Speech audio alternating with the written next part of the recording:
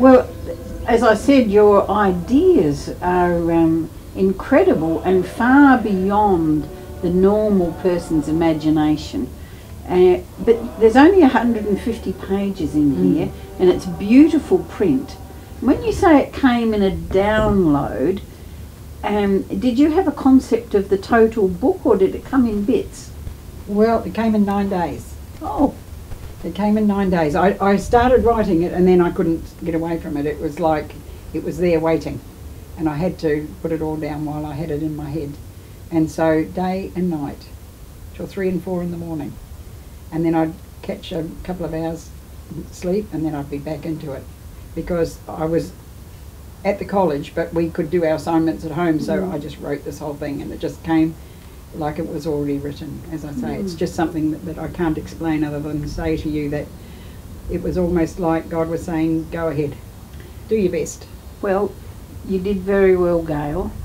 I'm amazed at your description of how you see heaven, and also how you saw the relationships of all the beings in heaven. So have you had a heavenly experience? I have actually, yes, now you mention it.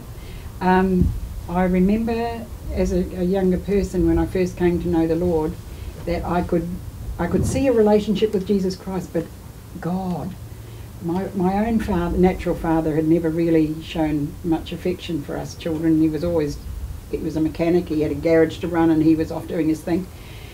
And so I didn't really have this really good sort of concept of who God was, except for the fact that what the Old Testament told us was that he was, drum rolls and, you could get leprosy from just saying the wrong thing. I mean, it just looked like, to me, like God was very much like my father. And so I did have a lot of struggle about that. And one night I had a dream. And in the dream I was going through a tunnel, and the angels were each side of me, and they were encouraging me onwards to the end of the tunnel. I could see at the end of the tunnel there was a door open, and the light, incredible light that was shining in from that end of the tunnel was just indescribable. And as I got to the end, I felt I was excited because I knew I was going to see Jesus, and that's one thing I just can't wait for. And so when I got towards the end of the tunnel, Jesus was standing there. But I knew when I saw him that it wasn't the end of what I was there for. And I remember him grabbing my hand and saying, go, he's waiting for you. And I get a little bit overcome when I talk about this because it's so real.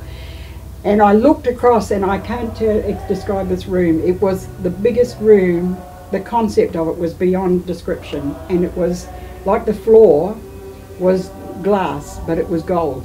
And the gold light was like, it was just like amazing. I can't really describe the colours. We haven't got enough. The words in the English language won't sort of describe it to you.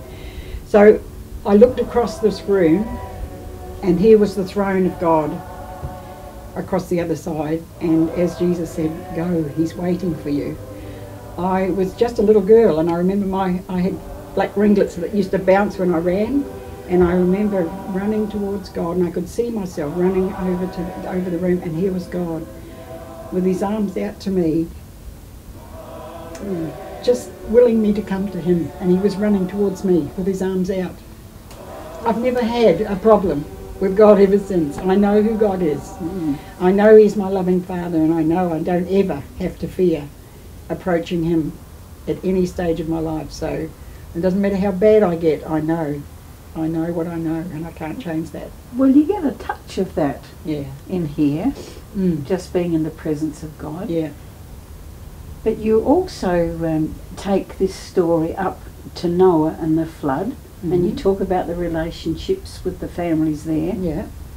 So the story's wonderful, and it sort of finishes, but it leaves you wanting more. So is there another book? Oh, yes. Yeah, I didn't know at the time when I started writing this one that there were going to be 3 books. And at this stage, that one goes to the flood, and the next one goes from after the flood to the birth of Jesus Christ. And then the book 3 will go from the life of Jesus through to the end time. So naturally that's going to be a little bit, I'm trying to keep it as close to the Bible descriptions as possible. And I don't know everything, and I'm learning all the time. And so the book 2 and book 3 are going to be covering areas that I have yet to experience, but I have no doubt that because book 1 was so inspiring, that I'm sure that this one will come to me as well, and I've no doubt that it will cover the birth of Jesus Christ was just the central part of the whole universe, really. But before that and after that is also an amazing story, and the people that are described in the Bible are amazing people. And I just think that somebody needs to write it so simply, so that even the most simple child can be read the story and they can see the word pictures come into their mind. And that's what I really want, is the word pictures for people to read. Yes.